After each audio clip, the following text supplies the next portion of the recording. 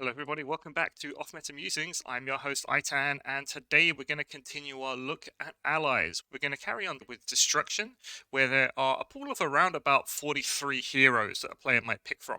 But the question that you find most with new players is, which allies should I take? Which are the best ones, and how should I be using them in my lists? Now, with 43 heroes, there's a lot of redundancy in the pool. A lot of them just aren't all that good. So today I wanted to go through specifically which ones are going to be taken by players for tournaments, and this is going to be done by an analysis of the lists that have been taken over the past few months, the tournaments that I've been to, and generally things that we've been seeing going on the Warcry Reddit and the Warcry Discord. So, without further ado, let's get going. First up, we've got the Crusher here. One of the common themes you're going to be seeing across all Grand Alliances when you're looking at the allies that people are taking is filling a particular niche or bringing some kind of utility that the warband doesn't have internally. And usually this means something big, something fast, something extremely hard hitting. And the Crusher here is basically an example of that. If we take a look at its stats, it's 245 points, it's got 4 attacks, it's going to be wounding most things on 3s, but the damage profile, 4-8 damage profile, is huge with those 4 attacks. And then on top of that, it's got movement 4, which is one of the things that's contributing to keeping its points cost down, toughness 4, which is about average, and 32 wounds, so it's pretty sticky on the battlefield. It's got a bunch of abilities here, but there are really 2 that we're looking at. The main one is going to be on the Moor Path, and on the Moor Path is really what enables the Crusher to bring its force to bear during your games. This reads that you add +3 to the fighter's move characteristic for the next move in this activation.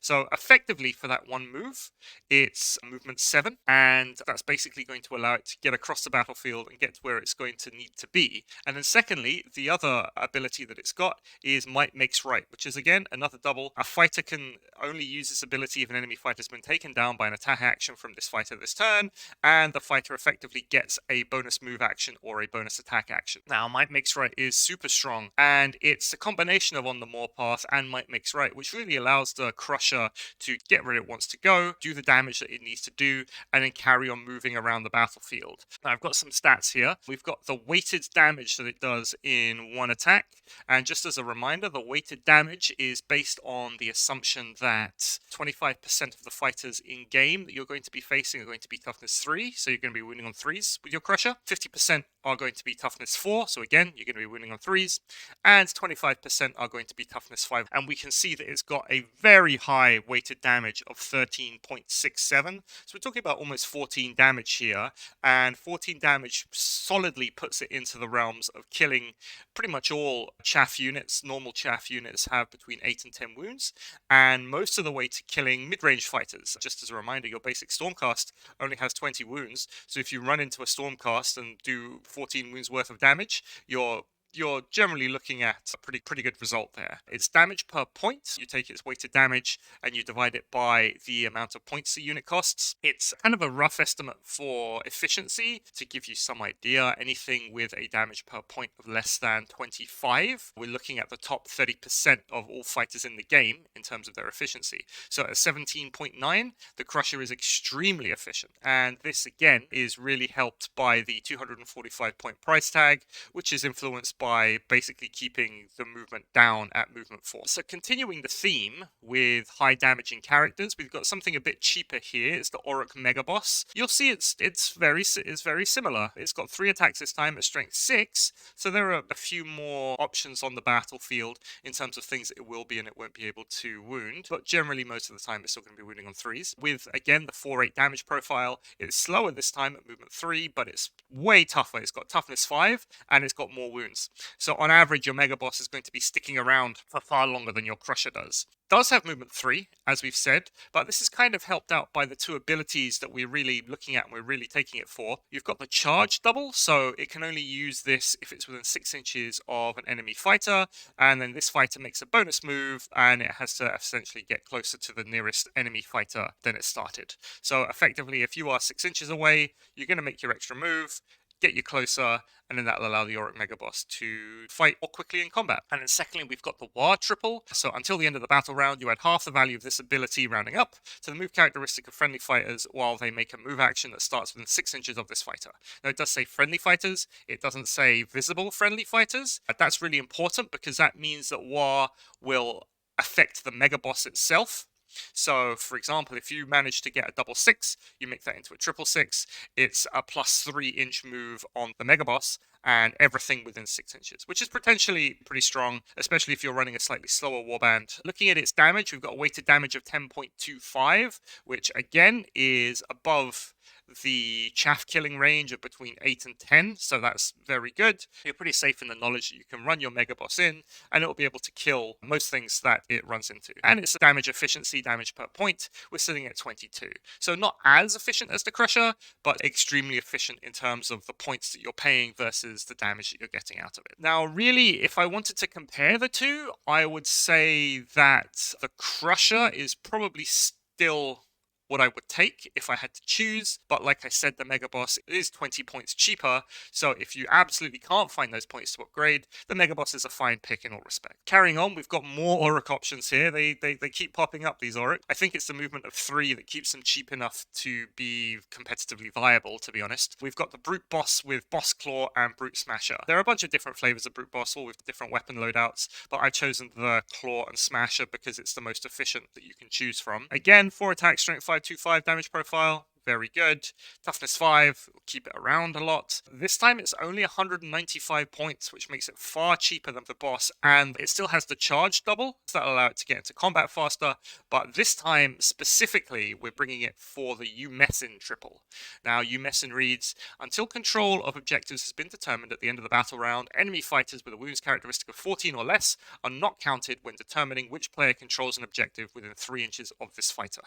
So this is probably the best disruption ability in the game when it comes to objectives. Effectively, if you bring a brute boss, it allows you to just place them on objectives, and effectively your opponent can't use their chaff units to hold those objectives, and they have to start pushing more and more valuable fighters on them. And if they're pushing more valuable fighters onto the objectives, because they're going to need more than 14 wounds, suddenly the brute boss, it gets to attack and it will get to push that damage onto them. Now, Warcry itself isn't comparatively really played with all that many miniatures, and the objective capturing rules specifically say that you need more fighters on the objective than your opponent in order to capture it from them.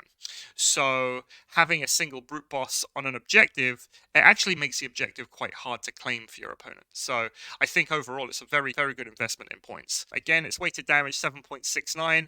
We're just below what we would be looking for in order to kill most chaff units. If you get lucky, that 7.69 is going to be 8 damage, so you'll be able to kill things like Graveguard and Skeletons, but it does definitely have the damage potential. Maybe you're going to push another double into it to give it an extra attack to kill most 10-win chaff units themselves. It's not as efficient as the previous two options, but really you're bringing it for the triple, otherwise you'd pay more points, probably get the Crusher. Now, the last Orruk I have in my list is actually something that's pretty surprising. It's surprising to me, at least. Now, it's fairly common, like I said, with the Crusher itself, to want to ally in a fast, hard-hitting unit, and you can see that across the other Grand Alliances. Most of the time, your ally is going to be sitting at something between maybe 260 to 285, 290 points in that kind of range. But the thing is, anything higher than that, we're really getting into monster territory, especially for destruction, because they have a lot of monsters that they can call upon.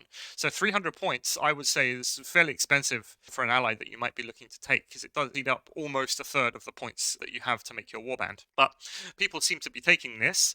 It is 300 points, like I said. It's got 5 attacks at strength 5, which is very good. 2-4 damage, which is kind of below average for a fighter at this points cost, but it does have a lot of attacks, and it's going to be winning on 3s most of the time, so that kind of helps get around that. It's got movement 8, so it's a lot faster than the other allies we've been looking at.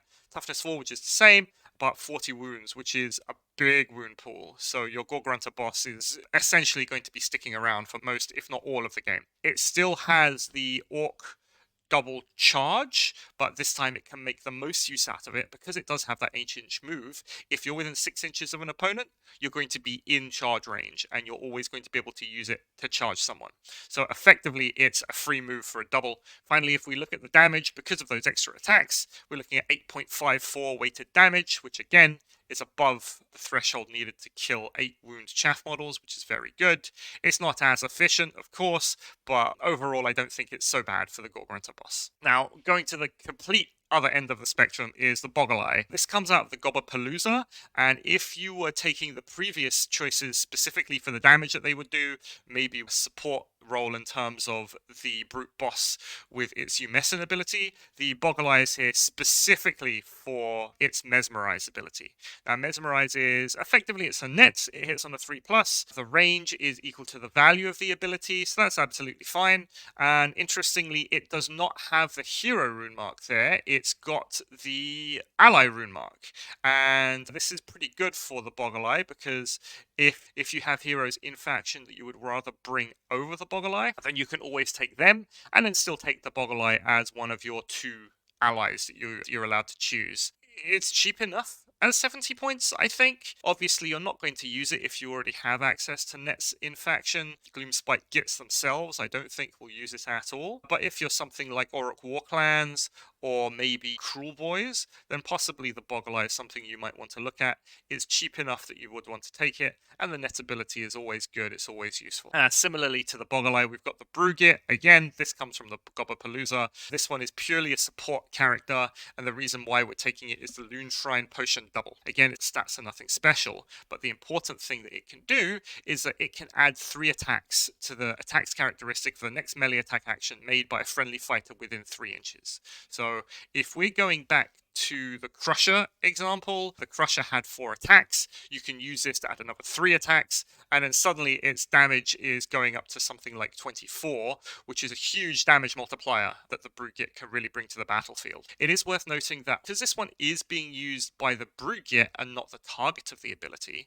the target still has the opportunity to use an action of its own. So maybe it wants to use Onslaught to get extra attacks on top of the attacks that the Brewgit is giving. Maybe it needs to take out a monster or something in one shot, or perhaps it needs to get into combat quicker, and we're going to use Rush in order to get there faster. So I think that's one of the biggest bonuses for the Brewgit. And again, at 70 points, it's not amazingly expensive for the ability that it brings. At the end of the day, it's just another fighter. It doesn't have the hero remark, so you can still take your own heroes and just bring it as one of your allies. Now that's it really for Destruction. Like I said, there's a pool of something like 43 heroes, and players are really going to be taking the ones that offer the most bang for their buck, or have the best utility, or something that they can't do internally in their warband. I hope this video has helped kind of filter out a lot of the noise that you see in your selection, and I hope it helps you out. Join me next time where we are going to be going through the Chaos Grand Alliance. We're going to be taking a look